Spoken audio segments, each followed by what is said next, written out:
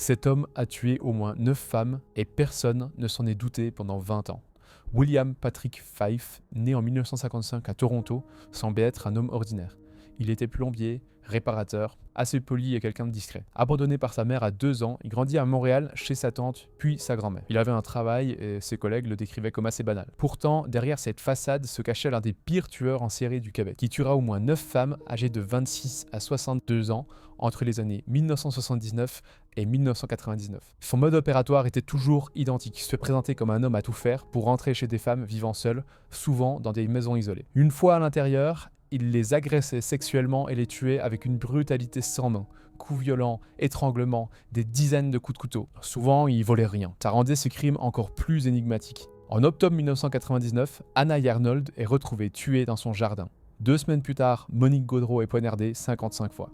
Les enquêteurs commencent à voir un réel schéma. Ils vont alors trouver des traces de sang masculin et des empreintes de pas sur ces dernières scènes de crime. En novembre, Teresa Shanahan est battue et poignardée 32 fois. Puis en décembre, Mary-Glenn est tuée chez elle. Cette fois, une empreinte digitale va directement identifier Fife. Il sera alors arrêté à Barrie, en Ontario. On découvrira avec lui des chaussures tachées du sang de ses victimes. Il va être jugé et en 2001 sera condamné à perpétuité avec un minimum de 25 ans, officiellement pour 5 meurtres. Quelques mois plus tard, il va en avouer 4 nouveaux commis entre 1979 et 1989. Aujourd'hui encore derrière les barreaux, William Fife sera éligible à la libération conditionnelle en 2026.